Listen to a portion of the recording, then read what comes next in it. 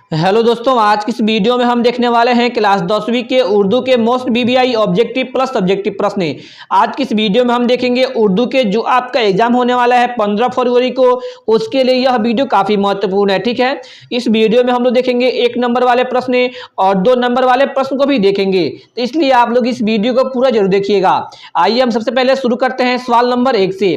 सवाल नंबर 1 में बोला जा रहा है कि सुहेल अजीम आबादी का असल नाम क्या था। बताना है कि सुहेल अजीम आबादी का असल नाम क्या था।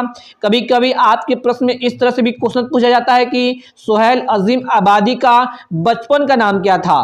तो आप लोग जवाब में क्या लिखिएगा, इसको लिखिएगा आप लोग कि सुहेल अजीम आबादी का नाम मुजीबुर रहमान था और तखल्लुस सुहेल था, यानी कि सुहेल अजीम आबादी का बचपन का नाम क्या था, मुजीबुर रहमान था। आप लोग इसको याद कर लीजिएगा। आपके मैट्रिक के एग्जाम में सब्जेक्टिव अगर आप तैयार कर लेते हैं तो साथ साथ आपका ऑब्जेक्टिव भी तैयार हो जाता है, क्योंकि सब्जेक्टिव और ऑब्जेक्टिव दोनों प्रश्न एक ही तरह से पूछा जाता है। ठीक है, लेकिन ऑब्जेक्टिव में टिक करने वाला दे देता है और सब्जेक्टिव में आपको लिखना पड़ता है। ठीक है, तो इसलिए अगर आप सब्जेक्टिव तैयार कर लेते हैं तो आपका ऑब्जेक्टिव भी साथ साथ तैयार हो जाएगा। तो आइए हम इसी के साथ इसके दूसरे नंबर प्रश्न को देखते हैं। इसमें हमारा दूसरा प्रश्न है कि शबनम कमाली कब पैदा हुए। तो आप लोग इसको याद कर लीजिएगा कि शबनम कमाली 1938 ईस्वी में पैदा हुए थे। ठीक है, आप लोग इसको याद कर लीजिएगा, शबनम कमाली 1938 ईस्वी में पैदा हुए थे।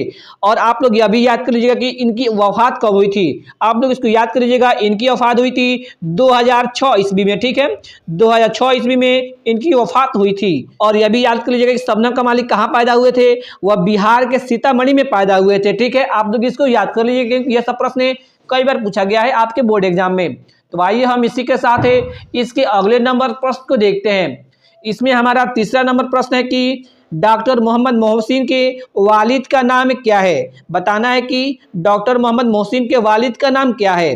तो जवाब में आप लोग इसको याद कर लीजिएगा कि डॉक्टर मोहम्मद मोहसिन के वालिद का नाम सैयद मोहम्मद रशीद है। ठीक है, आप लोग इसको याद कर लीजिएगा कि डॉक्टर मोहम्मद मोहसिन के वालिद का नाम क्या है, सैयद मोहम्मद रशीद है। आप लोग इसको याद कर लीजिएगा।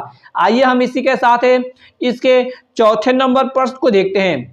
इसमें हमारा चौथा नंबर प्रश्न है कि रुकैया भाभी के शौहर को बार बार जेल क्यों जाना पड़ता था। बताना है कि रुकैया भाभी के शौहर को बार बार जेल किस लिए जाना पड़ता था।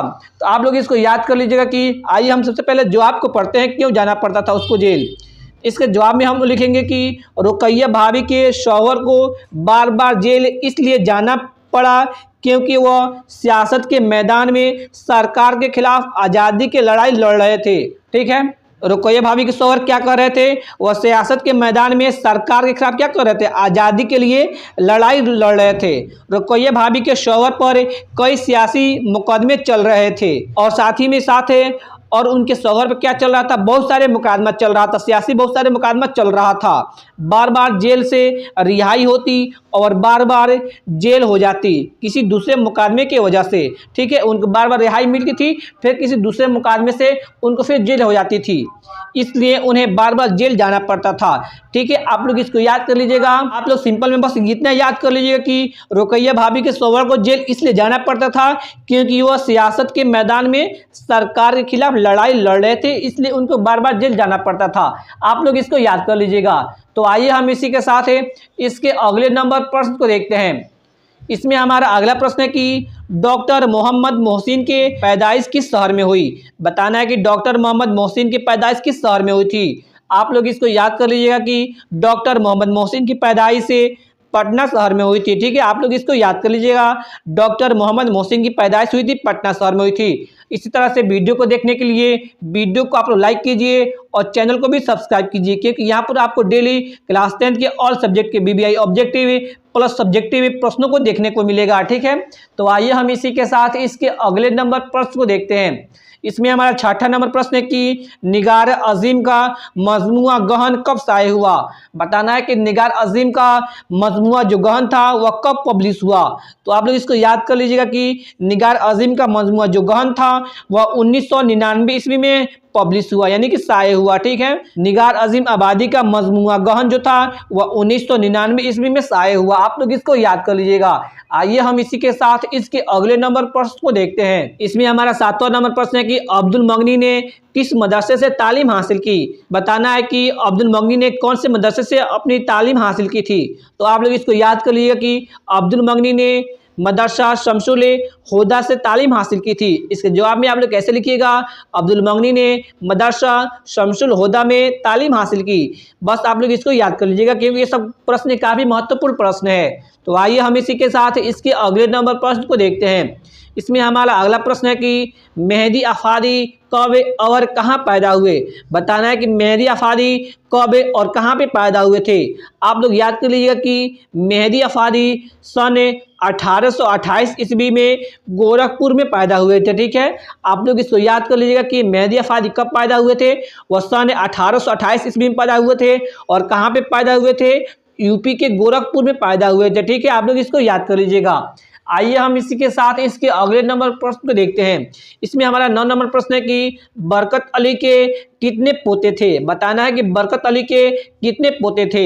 आप लोग इसको याद कर लीजिएगा कि बरकत अली के कितने पोते थे, 2 पोते थे। ठीक है, कैसे लिखिएगा, बरकत अली के 2 पोते थे। अगर आप सब्जेक्टिव को तैयार कर लेते हैं उर्दू में तो उसी के साथ आपका ऑब्जेक्टिव भी हो जाएगा, क्योंकि सब्जेक्टिव और ऑब्जेक्टिव एक ही जैसा होता है। बस ऑब्जेक्टिव में आपको टिक करने के लिए दे देता है और सब्जेक्टिव में देता है लिखने के लिए। ठीक है, तो आइए हम इसी के साथ इसके 10वें नंबर प्रश्न को देखते हैं।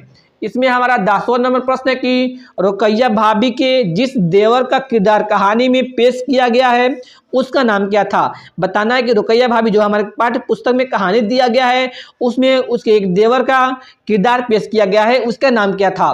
तो आप लोग इसको याद कर लीजिएगा कि उसका नाम था क्या, अख्तर नाम था, अख्तर। ठीक है, आप लोग इसको याद कर लीजिएगा, उसके देवर का नाम क्या था, अख्तर था।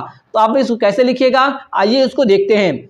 जवाब में आप लोग लिखिएगा कि रुकैया भाभी कहानी में रुकैया भाभी के जिस देवर का नाम है पेश किया गया है उसका नाम अख्तर था। आप लोग इसको याद कर लीजिएगा। आई होप आप सभी लोग इस सभी प्रश्नों को याद जरूर कर लीजिएगा क्योंकि ये सब प्रश्न काफ़ी वीवीआई प्रश्न है। तो फिर हमें एक और नए वीडियो मिलते हैं। तो thanks for watching this video. अगर आप अभी तक इस वीडियो को लाइक नहीं किए हो तो वीडियो को जरूर लाइक कीजिए और चैनल पर नए हो तो चैनल को भी सब्सक्राइब कीजिए। Thanks for watching.